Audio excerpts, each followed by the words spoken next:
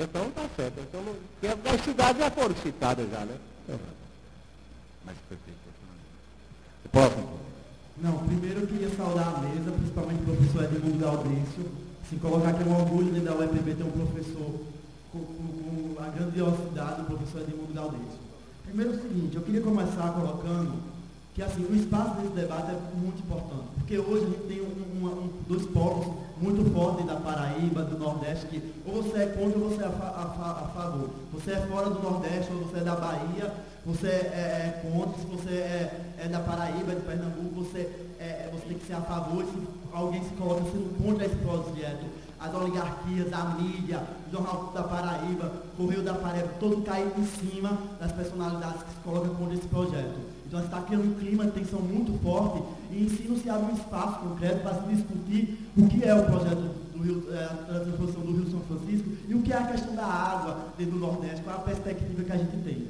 Eu queria fazer algumas perguntas, algumas colocações mais técnicas. Olha, eu andei dando uma analisada nesse projeto, por toda a dificuldade que a gente tem que analisar esse projeto, porque é um projeto que não está sendo colocado na rua, é um projeto que não está sendo discutido com a sociedade.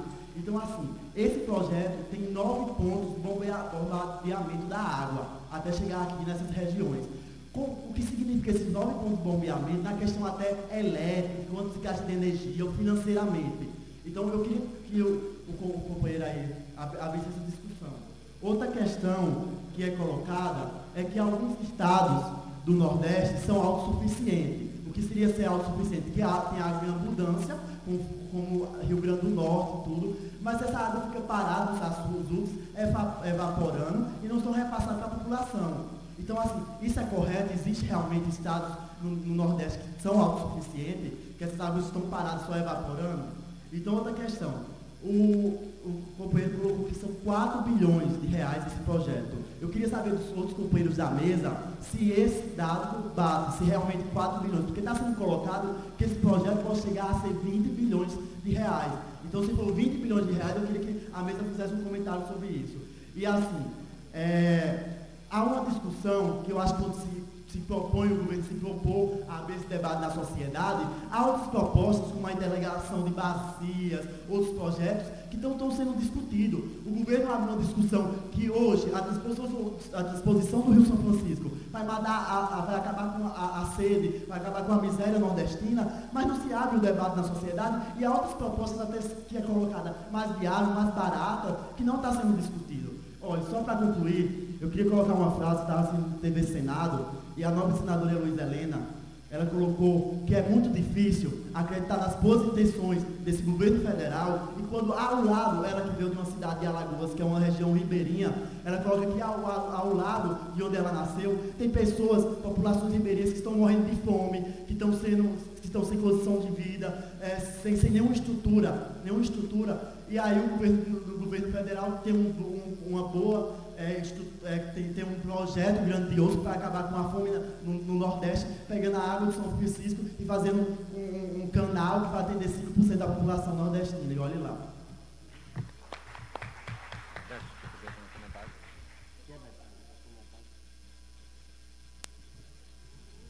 Olha, 4 bilhões não será, jamais, porque não existe um planejamento e a longo prazo, essa questão de distribuição também das despesas com o Estado, como vai ser processado, isso não foi discutido. Se vocês têm um conhecimento do prefeito aqui, da cidade onde vai iniciar o projeto do Eixo Leste, que é ali em Itaparica, certo? Esse prefeito é uma pessoa que vale a pena visitar e conversar com ele.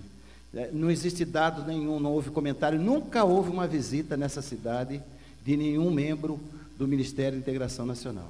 Ele não tem noção do que vai ser esse projeto, é isso aí. Companheiro, os 4 bilhões e meio é só dos 2 eixos. Agora que o projeto, ele chega a mais de 20 bilhões, chega com a revitalização. E aqui está, se você quiser, você abre pela internet, que você veja aqui, as revitalizações todas, começando desde a nascente do Rio São Francisco, viu? E estão com todos os projetos já prontos. Agora, pode ficar certo, se não fosse a transposição do Rio São Francisco. Sabe quantas vezes isso aí, essa revitalização? Nenhuma.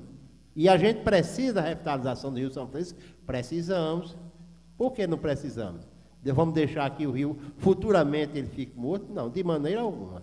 Por isso é que eu digo, precisamos da água, mas precisamos também da revitalização. Ainda bem que todos aqui na mesa concordam com isso. Próximo. Do ponto de vista ecológico, eu acho que a população, nós todos, devemos ser a favor, sim, da transposição. E até também do ponto de vista ideológico também. Por que a favor da transposição do ponto de vista ecológico? Porque a água do São Francisco servirá para esverdear o semiárido, a agricultura, as grandes barragens que foram construídas pelo DENOX, no caso de Oroz, Curemas, elas chegaram a mudar o clima também de certas regiões, porque essa água acumulada também, ela se evaporava, então mudava o clima ficava mais úmido. Então, o DENOX, que foi um órgão perseguido, quando o DENOX, essa entidade secular, ela estava pronta para construir os açudes, tinha os técnicos, tinha acumulado experiência, ela foi cortada sua raiz e implantar aí a Sudene, que a gente sabe no que é que deu. Então, a indústria, o perigo é a indústria da seca. Aí, esse embate se faz no campo ideológico, porque da utilização dessa transposição. Então, é preciso uma fiscalização rígida desses recursos, como eles vão ser utilizados, porque tiraram o DENOX da construção dos açudes, e nenhum açude do DENOX, os grandes açudes, nenhuma barragem, não se tem notícia que eram boas construções, não se destruiu, não rompeu, porque eram bem construídas. Portanto, tem que haver uma fiscalização e tem que haver um controle também, porque com certeza nós que somos ambientalistas também, nós devemos defender essa transposição e exigir sim a revitalização das bacias que desabam no Rio São Francisco também, as pequenas bacias. Obrigado. Donato.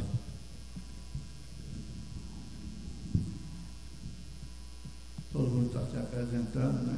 É a primeira vez que eu falo aqui no Encontro da Nova Consciência. Eu sou baiano também. Estive em Ilhéus há 20 dias atrás. Eu comecei a perguntar sobre a posição dos meus conterrâneos a respeito da questão da transposição ou da integralização das águas do São Francisco. Não sei nem o que é isso. O debate em Ilhéus é sobre a criação do Porto de Ilhéus, que vai criar um impacto ambiental que vai modificar quase na banda da cidade. Ou seja, essa questão do impacto ambiental, gente, ela não veio à tona antes, não é porque não era o governo de Lula, todos os governos eram ótimos. Todos os governos que vivem na margem do São Francisco sempre cuidaram bem do São Francisco. Quem não sabe que o São Francisco vem secando há muito tempo, vem assoreando? Não é só o governo de Lula, não.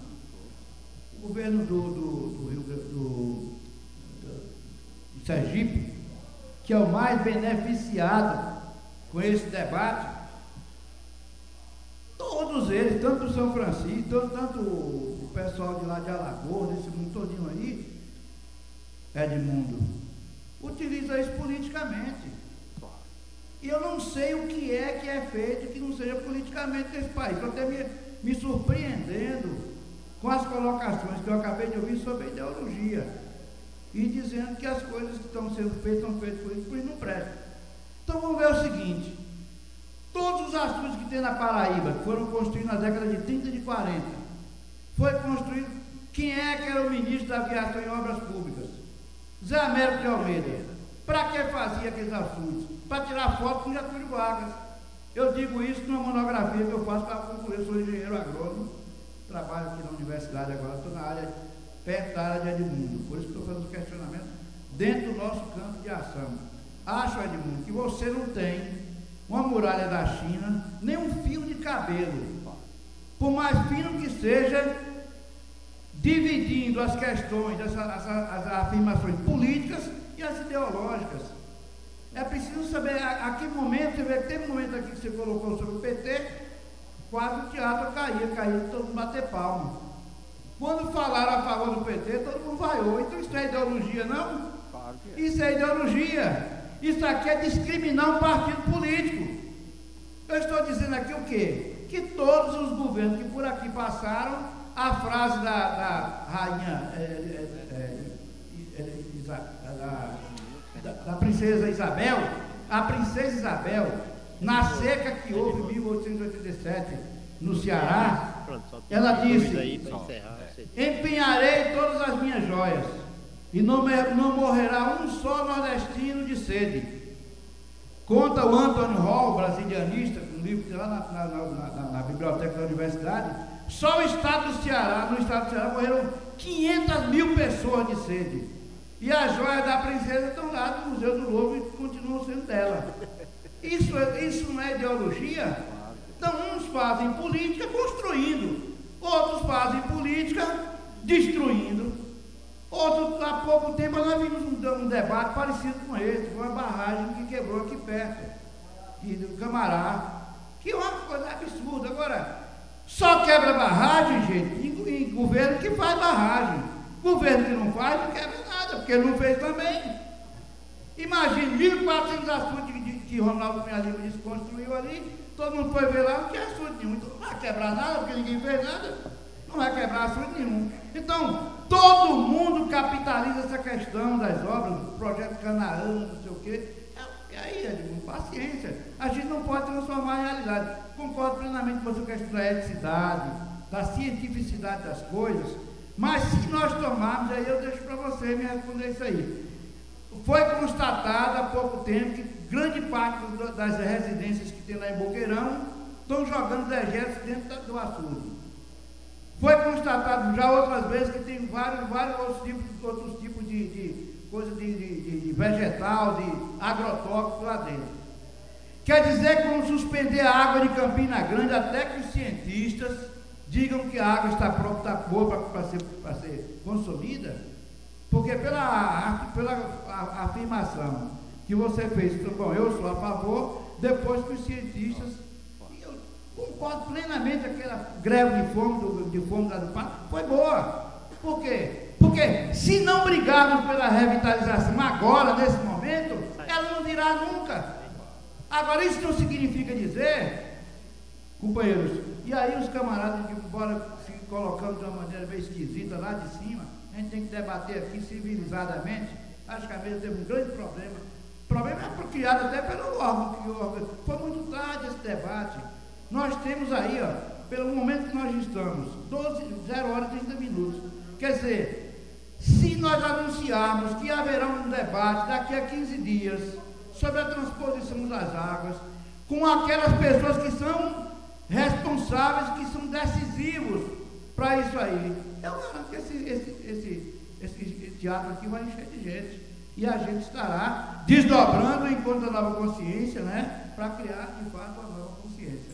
Eu acho, Edmundo, eu gostaria que você se pronunciasse sobre essa questão de, tudo bem, a ética, a cientificidade.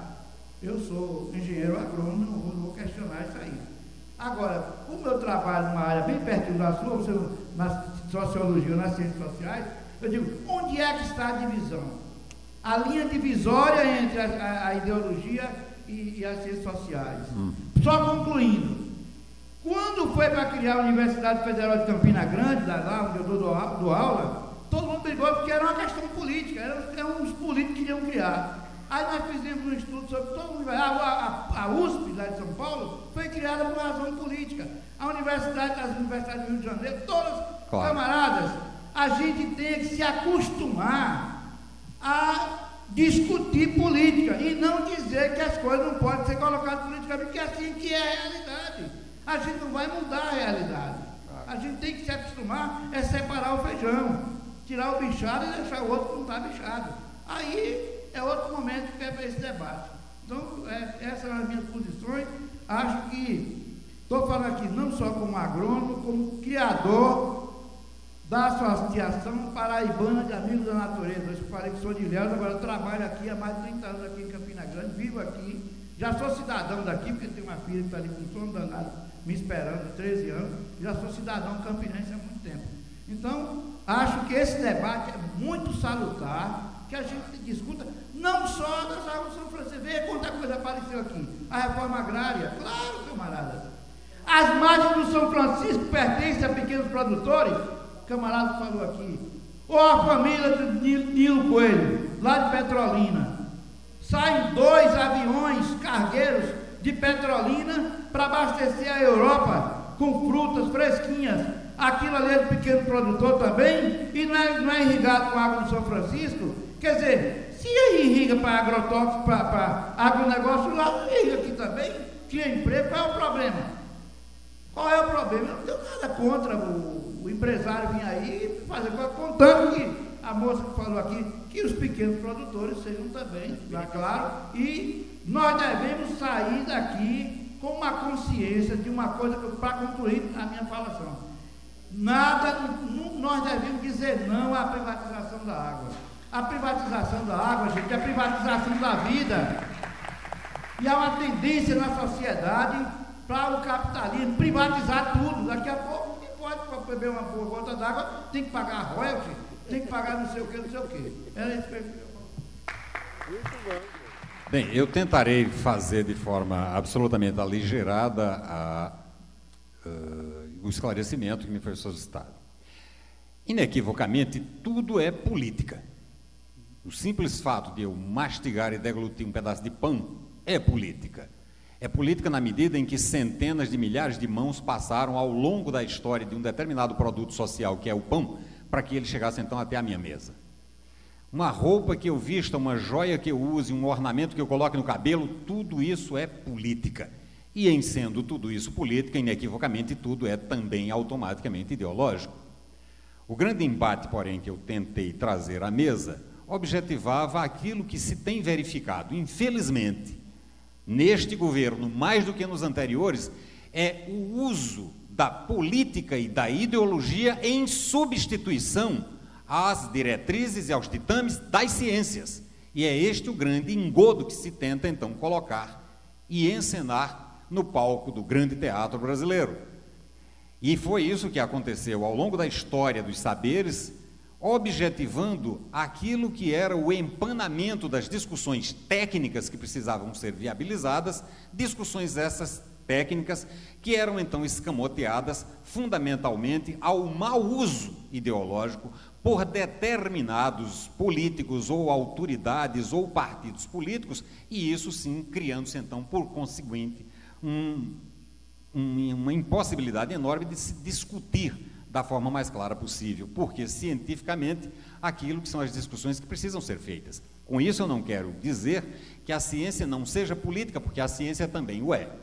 No momento, porém, em que, infelizmente, a imprensa de uma determinada região da Paraíba concita a população a jogar-se ovos em Elba Ramalho, então eu tenho que, nesse momento, entender que se trata não de objetivar um interesse científico em discussão dessa matéria, especificamente falando, porque então tornou-se essa matéria joguete na mão da ideologia, ideologia essa que usa sempre e obrigatoriamente da força, quando ela não possui argumento lógico, quando ela não possui argumento ético, quando ela não possui argumento científico. Essa é a grande questão que se coloca.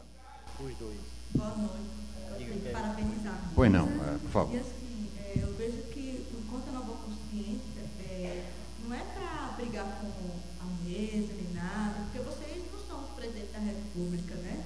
Não vão conseguir. Com certeza. Os políticos aqui têm poderes sobre o Brasil. Democracia não existe. Nunca existiu. Isso é uma coisa óbvia.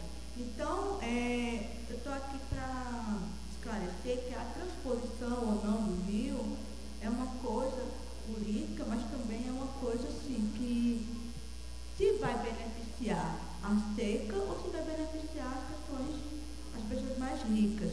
Mas assim, como é uma questão de cultura de paz, né, encontro pela cultura de paz, né?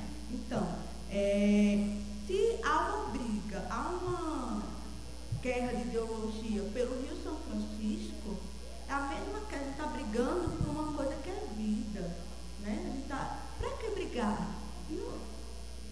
Em vez de brigar, por que não criar uma consciência, não é? A gente tem que criar uma consciência, não para brigar. E assim, a mesma coisa que causa com... Eu vou viajar agora para aquela guerra que há com os muçulmanos, os judeus. Isso pode acontecer com a gente assim, no futuro.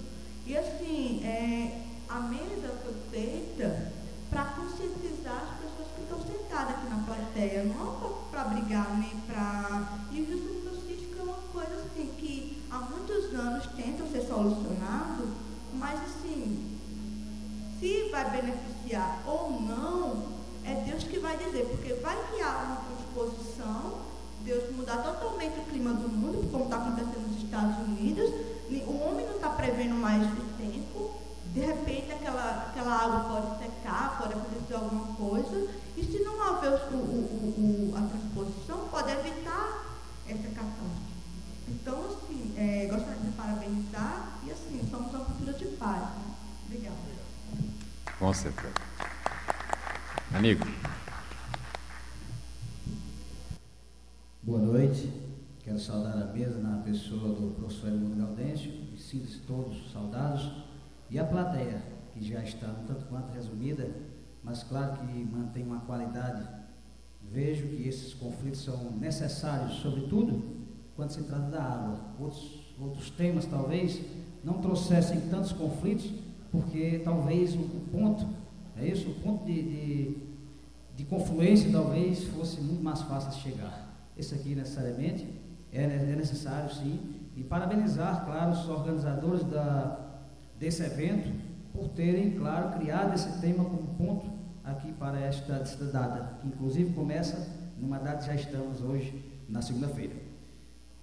Eu participei, juntamente com outros companheiros, no ano passado, mês de março, da Teleconferência das Águas que ocorreu no Brasil e que compreendia todos os estados do Nordeste que fazem parte do semiárido, assim como o norte de Minas Gerais. Estivemos na Assembleia Legislativa de João Pessoa, exatamente, salvo engano, 4 de março. Se caso eu errar a data, não erro o mês. O mês foi março. E os técnicos dessas regiões que compreendem o semiárido, eles iam mostrando, claro, havia duas equipes técnicas. Uma que estava favorável ao governo e, salvo engano, me parece que estava também favorável ao processo do agronegócio. E uma outra parte técnica que se debruçava sobre a questão da coletividade que mais precisa de água, nós sabemos que é uma necessidade. Entretanto, os que defendiam não a transposição da forma como ela está sendo colocada, eles mostravam da seguinte forma: cabe aos estados do Nordeste que estão inseridos nesse contexto a fazerem perfeitamente a questão o processo de interligação dos açudes. O técnico da Paraíba ficou responsável nesse momento, me parece que era da Emater. E ele disseram o seguinte no momento: se nós fizéssemos hoje a ligação, segundo o técnico, de Coremas, Mãe d'Água, para Boqueirão, certamente nós não teríamos praticamente problemas. Até mesmo porque os problemas que há, às vezes, nesse setor do compartimento da Borborema não é o mesmo que há na região do sertão da Paraíba. Então ele mostrava que seria muito menos oneroso e que, sendo por via de canos, sairia muito mais, se teria muito menos prejuízo da água, visto que o só iria beber bem menos água. Então, nesse sentido, ele também mostrou que a cidade de Souza, que tem lá aquele complexo hoje, que compreende aquele canal, ele mostrou que aquele canal também só servia hoje praticamente para o agronegócio. E aí ele perguntaram naquele momento, será que a transposição do Rio São Francisco não será mais uma manobra para garantir o processo do agronegócio no Nordeste? E ainda disse mais o seguinte, ainda discutiu-se que no sertão, que em regiões da Bahia, as margens do Rio São Francisco, as pessoas mais pobres são as que menos são beneficiadas, são as que menos utilizam aquela água. As cercas, elas tiram exatamente a condição do homem lá. E aqui, segundo o técnico, ainda disse que lá em Sousa, também de 100 metros, há uma cerquinha e uns dados, proibido o uso da água, salvo engano, me disse o técnico lá naquele momento. Então, companheiros, dentro de tudo que eles colocaram e que eu estou passando aqui para vocês, é possível sim que essa água que está vindo nesse processo seja sim para atender muito mais ao agronegócio. É possível isso. E é claro que esse tipo de discussão deve acontecer dia a dia, porque eu acho que é o tema mais importante da sociedade nordestina. Obrigado. Professor. Resolveu o problema.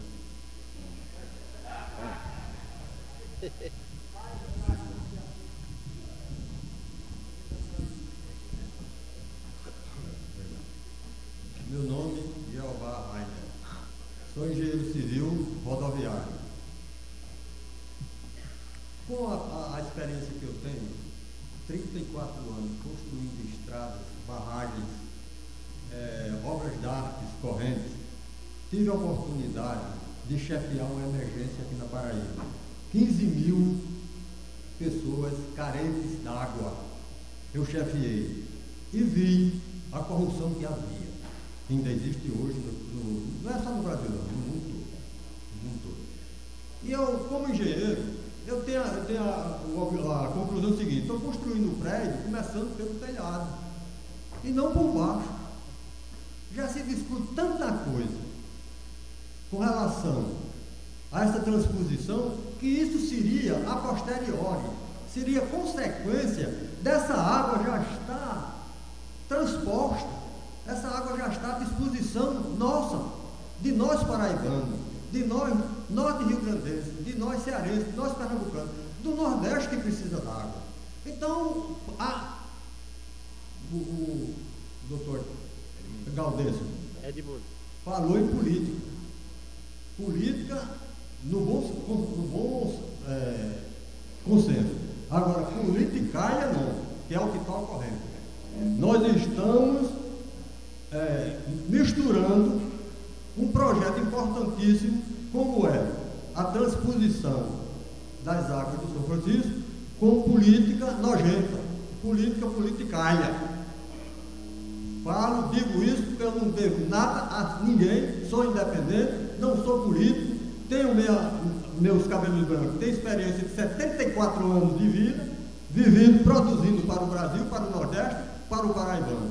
Tenho condições morais de dizer o que estou dizendo. Nós estamos confundindo, misturando a transposição das águas do São Francisco com política vagabunda, com politicária. Misturaram uma coisa com outra. Eles lá, que são os responsáveis pela morte do Rio São Francisco, agora estão querendo condicionar a transposição da água à revitalização. Agora emocionado e engolido. Mas vocês sabem o que quer dizer. Meu bem, quer dizer, nós aqui de cima, que não temos nada que ver com a morte do Rio São Francisco, somos que vamos ser castigados, nós vamos pagar por isso. Eles lá que paguem, que foram eles os responsáveis pela situação do Rio São Francisco, pela morte do Rio São Francisco. Eles lá que paguem, e não nós. Então essa água tem que vir. Eu não admito que paraibano norte rio-grandense, cearense, seja quem for, seja qual for o nível intelectual, seja o nível econômico, analfabeto ou não, seja contra essa transposição. Não há argumento nenhum que me convença que não deve ser feita essa transposição. Há necessidade da revitalização do rio, mas existe dinheiro para os corruptos mandarem para a Europa, não existe dinheiro para os ladrões mandarem lavarem, não existe dinheiro para isso, então tem dinheiro também para fazer a revitalização do São Francisco, ao mesmo tempo da transposição das águas para aqui, para nós nordestinos que somos carentes, porque água é vida. Água é vida, nada, ser humano nenhum subsiste sem água. Então o objetivo nosso, meu, pelo menos, é chamar a atenção para esse aspecto. A transposição, que é insignificante, são 3, não sei bem qual é o volume, um dia eu já li alguma coisa, um diz 3, outro de 5 metros cúbicos por segundo, uma coisa assim, mas aí não interessa. O que interessa é que há água para isso, porque ela está a gente para o mar. Essa água já foi utilizada nas turbinas, na geração de energia elétrica, já houve isso. Inclusive eu fui estagiário em Paulo Afonso, na época que Paulo Afonso estava sendo construído, eu fui lá, passei uma semana vendo aquilo tudinho. Então não tem sentido querer preferir a transferência de um volume d'água insignificante que está indo para o mar, porque o rio está morto. Então esse dinheiro que os ladrões estão levando, que seja, digamos assim, evitado que eles vão para, que esse dinheiro vá para o exterior e que venha para a revitalização do Rio São Francisco. E dinheiro que nós já temos, segundo fala, em 4 milhões, que eu acho muito pouco, deve ser em torno de 20 milhões mesmo, esse dinheiro que seja utilizado também na transposição das águas do Rio São Francisco. Então os dois projetos podem ser executados ao mesmo tempo, e não começar com vários que me antecederam aqui, uma complexidade terrível, cada um querendo demonstrar conhecimento, isso, daquilo outro, desnecessariamente. Eu já fui embora e voltei, porque eu fiquei agoniado, sim. Se eu não tivesse tido essa oportunidade de externar meu ponto de vista, eu acho que eu não dormiria nunca mais. Eu tinha que dizer isso aqui para os meus amigos.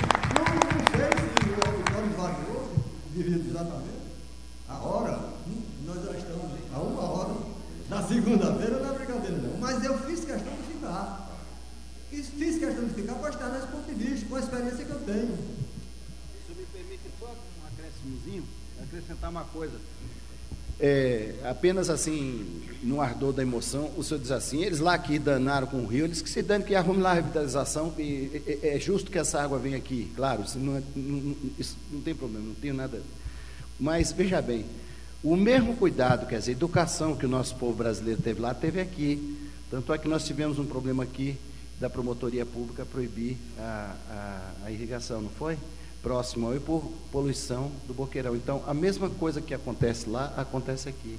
Não tem essa separação. Nós somos uma nação que temos o mesmo nível de consciência, de educação, e ainda não estamos preparados para tratar a água. Era só isso que eu queria acrescentar para o senhor. Bom, obrigado pela complementação. Mas o que eu acho importante é o seguinte, é que nós devemos juntar esforços no sentido de que a água venha para nós. De uma forma ou de outra ela vem. Agora, depois que ela esteja disponível, então nós façamos dela o que se fizer necessário. Não é construir lá por cima, já estão fazendo um mundo de projetos, complicando. Projeto técnico, eu como engenheiro sei disso. Projeto técnico não é tão fácil assim de transmitir para o público de uma forma geral. Mas a coisa está complicada de uma forma tal que pouca gente está entendendo agora o que é a transposição do Rio São Francisco. Uma coisa tão simples, que dentro da engenharia não há problema nenhum. A engenharia civil, nossa, brasileira, está no ápice, no mundo todinho. Nós somos, dentro da engenharia civil, nós somos, em primeiro lugar, no mundo todinho. Quer dizer, nós temos aí as grandes barragens de Itaipu construídas, não há problema não, mas por que então complicar a coisa? É a politicalha, eu quero dizer aos senhores, é a politicalha que está invadindo e fazendo com que outros brasileiros, que antes tinham a ideia da necessidade da transposição do rio, virem a monte de casaca. Por quê? Porque está havendo essa complicação tremenda entre as coisas para o vulgo, o homem, o povo, de uma forma geral, que não tem uma forma, digamos assim, eficiente, não que seja ignorante, mas não tem uma forma eficiente de compreender o projeto. O projeto é uma coisa, e você transmitir politicamente uma ideia é outra, você transmite em termos simples, que todo mundo aceita. Agora, quando complica, como a coisa está complicada, tenha paciência. É preciso ser gente de nível superior, ser alguém que tenha conhecimentos técnicos para entender o que é que esse pessoal está querendo. Então, o meu ponto de vista é o seguinte, que essa água venha e dizer que ela está poluída, isso não tem sentido, porque existem as estações de tratamento. O Boqueirão está poluído, mas nós recebemos água tratada.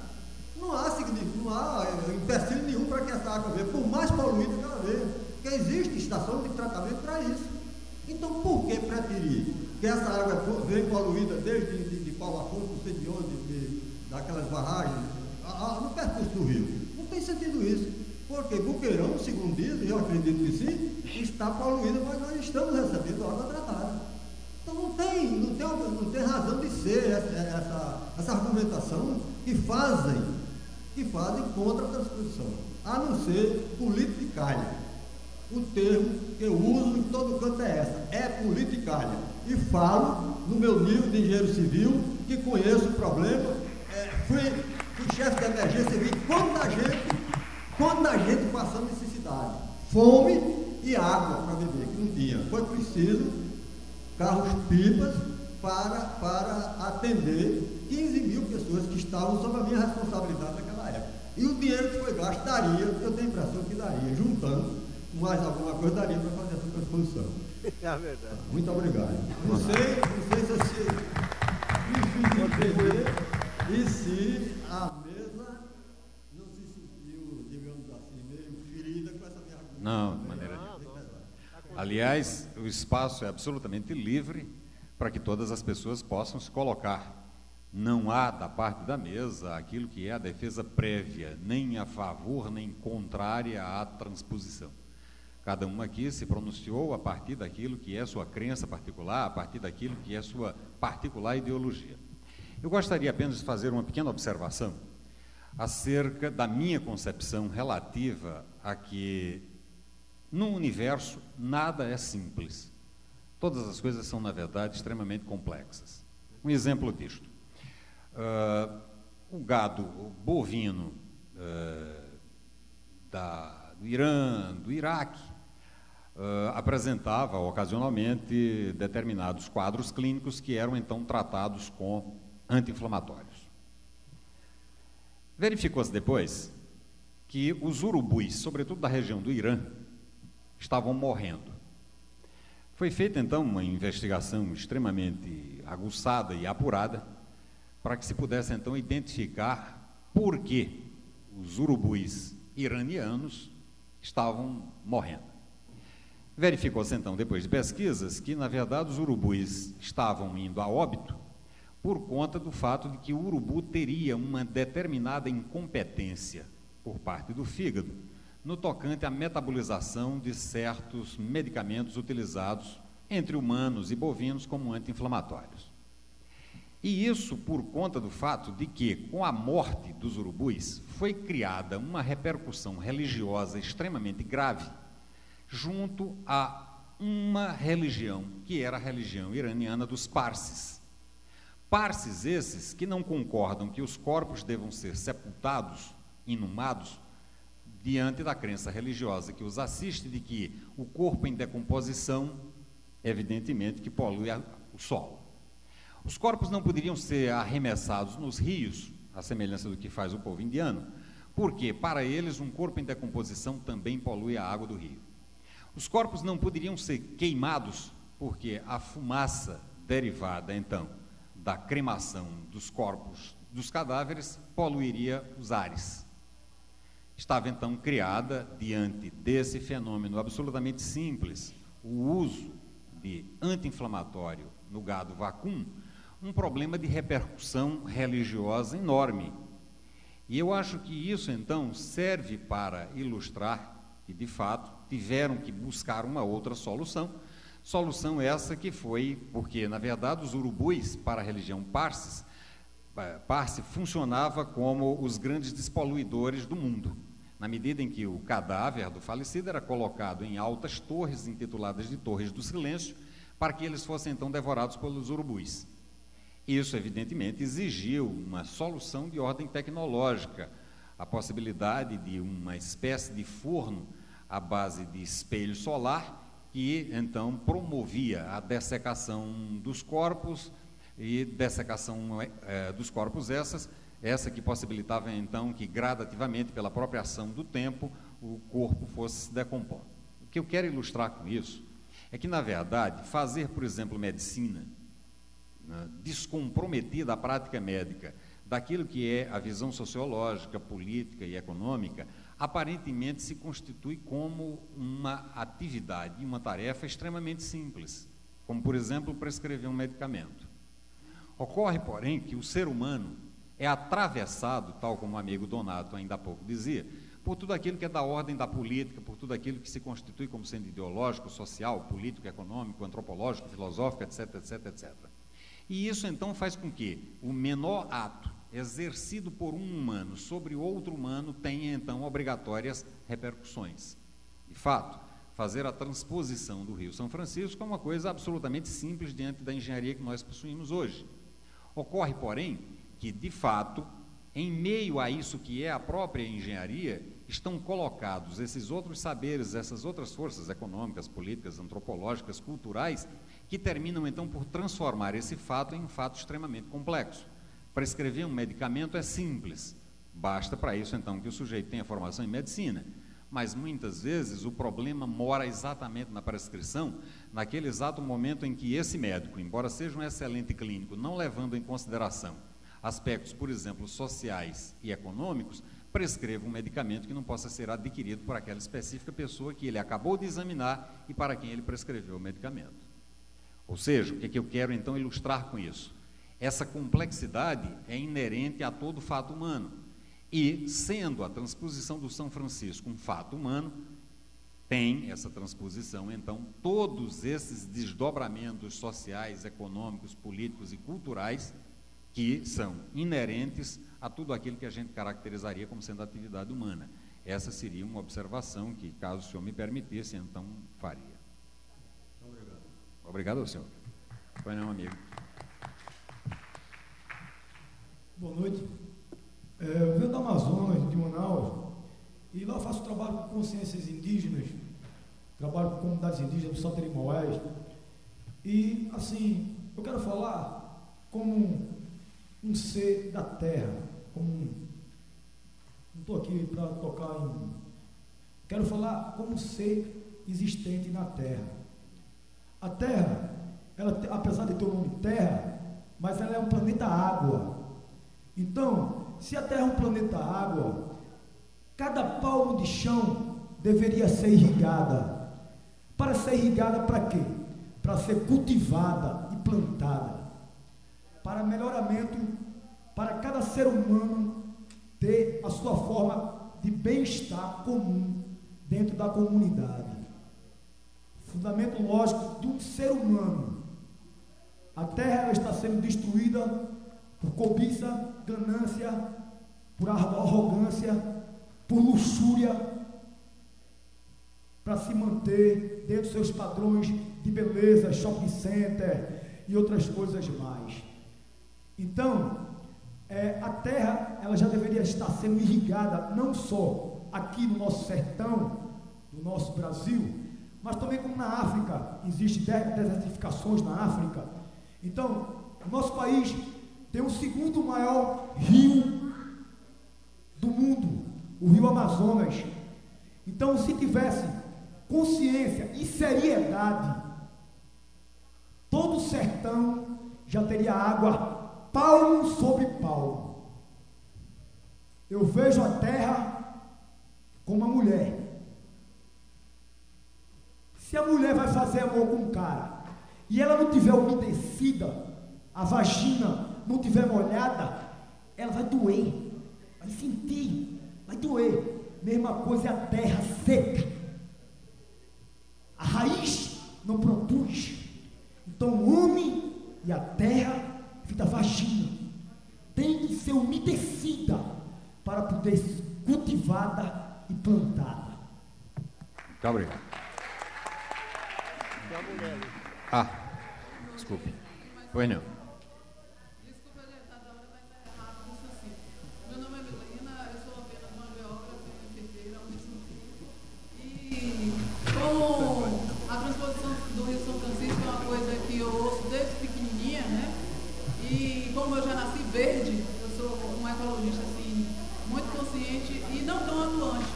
Mas eu queria só colocar alguns lembretes aqui que, em relação à cultura brasileira, ao povo brasileiro, né? Eu lembrei assim, só para arrematar isso aqui.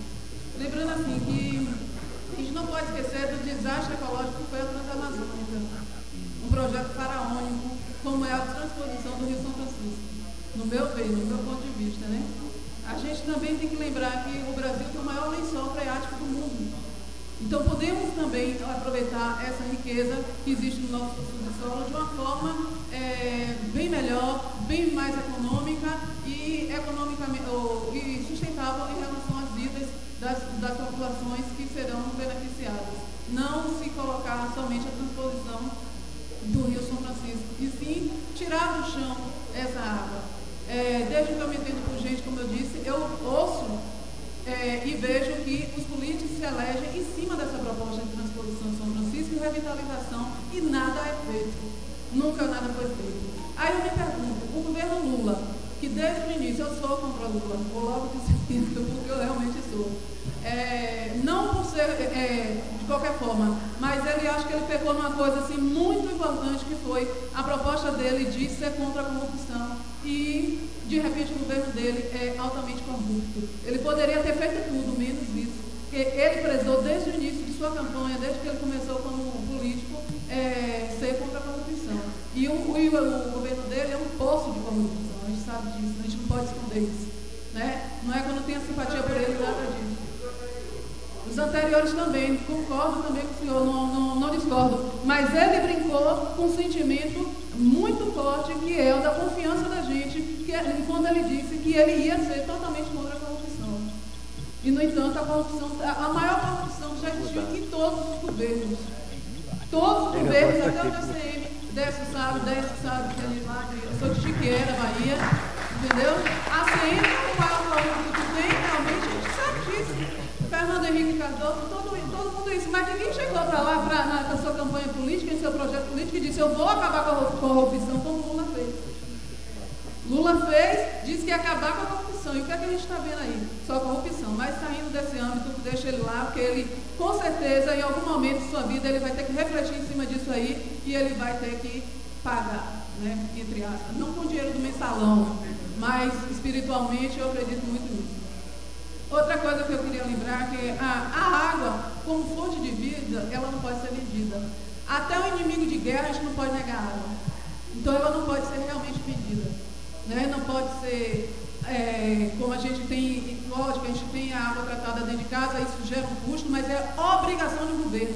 Se o governo sobe ao poder, ele tem a obrigação de dar comida, bebida, saúde, moradia e segurança à população.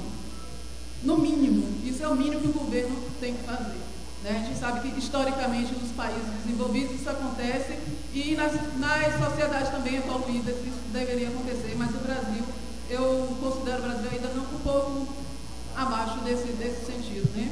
E só mais uma coisinha que o senhor falou, eu não gravei seu nome. Manuelito. Gaudêncio? Manuelito. O SUS não é um projeto do PT, nem é uma criação do governo Lula, né? O senhor falou assim que ele está e não foi implementado por Lula. O SUS é um projeto muito mais antigo, é um projeto abrangente, é o melhor projeto do mundo de saúde pública. De saúde pública, é o melhor, mas não foi implementado por Lula, e no Brasil ele não está tão forte assim no governo Lula. E o último questionamento para a gente dormir é o seguinte: se começar essa transposição agora no governo Lula, e se Lula não for reeleito, o que é que vai acontecer? Vai se acabar como todos os outros projetos imensos que tem aí, e se acabam porque acabou o governo, acabou o verba. Por isso é que tem que ser reeleito, em cima de corrupção e tudo mais? Só por causa de um projeto de transposição que vai acabar com tudo?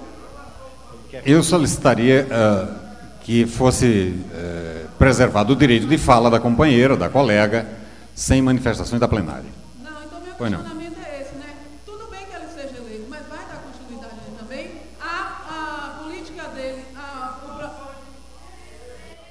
Eu solicitaria que, em nome, não vou usar aqui o termo tolerância nem solidariedade, mas boa educação, fosse assegurada o direito de fala da colega. Então, eu acho assim, vai ter continuidade, se ele permanecer no governo, que ele dê continuidade, tudo bem, mas eu não vejo essa coisa como uma coisa muito viável. A população brasileira precisa guardar dos desmandos, não só de Lula, mas de qualquer outro. Né, de qualquer outro. A gente precisa guardar, a gente precisa sair dessa inércia idiota que nós temos, entendeu? De eleger os políticos e não cobrar deles. Se a gente vai eleger uma pessoa, a gente tem que saber qual é o projeto daquela pessoa. Entendeu? Eu não votei na última eleição para presidente porque eu não vi nenhum que preenchesse meus requisitos. Mas se eu votasse, eu iria cobrar, de alguma forma eu ia tentar cobrar. Mas eu cobro como? Tentando trabalhar no teu trabalho, que é saúde pública e educação. Trabalho nas duas piores coisas que a pessoa pode trabalhar, porque é uma coisa bastante carregada. E eu sei o quanto a população está sofrendo com esse governo e com outros tantos. Não é só o governo Lula, mas a gente está se referindo a uma coisa do presente. É agora, não é futuro nem passado. É o presente e a gente tem que viver o presente. Né? Muito obrigada pela... Muito obrigado. Eu passarei a palavra para que os componentes da mesa teçam eventuais comentários finais, bem como deixem explícitas as suas despedidas no exato momento em que são 1 da madrugada e mais 10 minutos.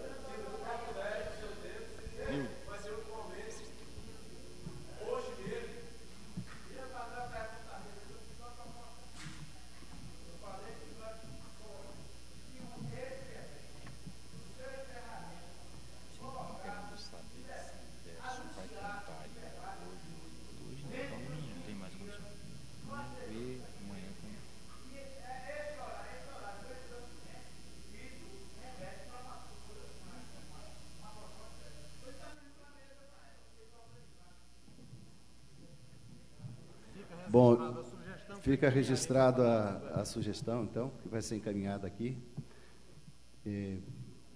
Eu agradeço a contribuição de todos. O que eu penso, porque eu não sou hidrólogo, eu não sou um cientista, tenho uma carência muito grande, mas fico muito satisfeito com tanta gente inteligente, com tanta inteligência que foi a espontaneidade com que se fala aqui, expressa seus sentimentos, suas posições em relação a esse tema, e é um enriquecimento assim espiritual para mim, a contribuição de todo mundo aqui, de todos vocês.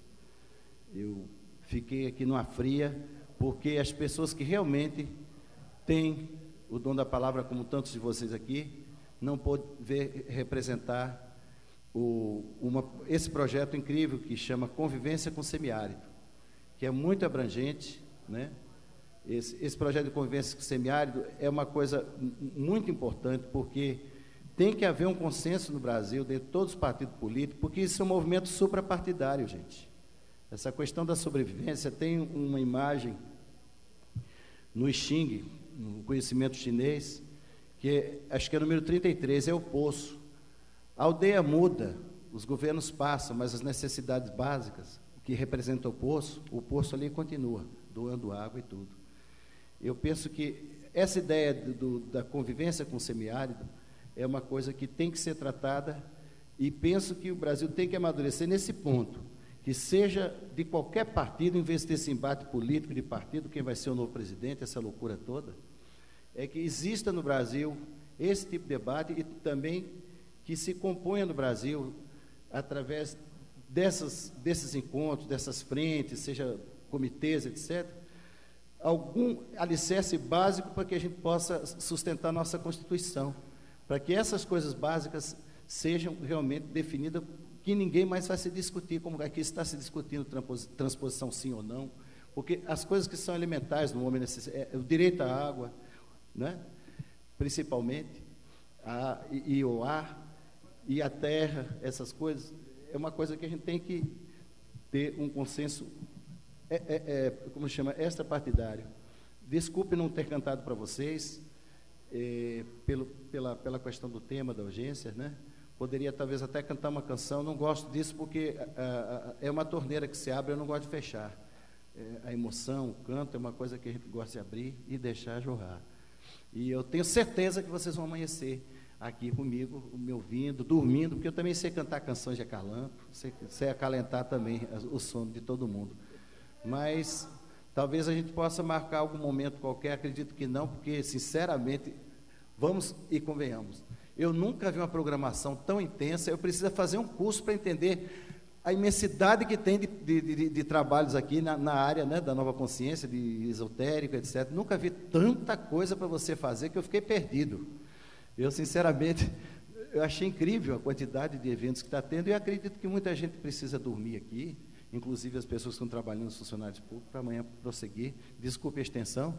E é um prazer ter estado aqui com os companheiros na mesa. Companheiro, eu quero somente, antes de mais nada, despedir de vocês, dizer à companheira ali, quando eu citei o SUS, eu fiz que Lula estava fazendo a continuidade do serviço. E o SUS mesmo, você sabe que ele começou o SUS, foi no Rio Grande do Sul, né? Aí depois no Ceará, que teve aquela expansão muito grande, e hoje nós temos, graças a Deus, esse programa no SUS no Brasil todo. Eu quero aqui agradecer, né, em poder dar essa pequena colaboração, né, a todos vocês aqui, porque eu sou, de qualquer forma, não sou conhecedor profundo, mas sou um apaixonado por essa transposição, a que eu espero que ela chegue o mais rápido possível, para atender o nosso ensejo do povo nordestino, né. Quero agradecer também ao presidente da mesa e os que fazem também a parte aqui da mesa, né, e dando a vocês uma boa noite e até a próxima oportunidade, se Deus quiser.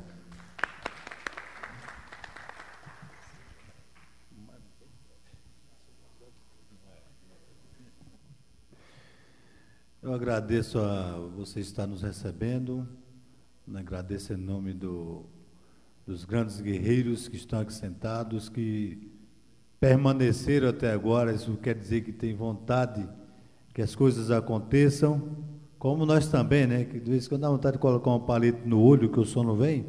As meninas ali também, alegremente, abrindo a boca. E é muito bom ver vocês aqui. Isso chama-se democracia e força política social. E todos nós somos políticos, no fim, depois de tudo. Meus amigos, são precisamente 1h17. Gostaria de agradecer a todos por aqui terem permanecido até esta absolutamente avançada hora. Gostaria de agradecer a todos os componentes da mesa, porque, de alguma forma, acredito eu, para isto servem essas discussões, para que elas possam suscitar a clareza e a claridade, mas não apenas a claridade e a clareza, porque também, junto à clareza e à claridade, o esclarecimento. E esclarecer-se acerca de algo significa, inequivocamente, fazer o aprendizado da relação graças à qual a gente se esclarece. Fazer o aprendizado da possibilidade de dirigir-se ao outro que apresenta, eventualmente, algum ponto de vista diferente do nosso, movido por aquilo que Bossuet nos ensinava já a partir da Revolução Francesa. Dizia Bossuet: ainda que eu seja completamente contrário às coisas que você diz, eu serei capaz de, lutando, morrer a seu lado em defesa do direito que você tem de dizer essas coisas contra as quais eu me coloco. Uma boa noite para vocês, muito obrigado.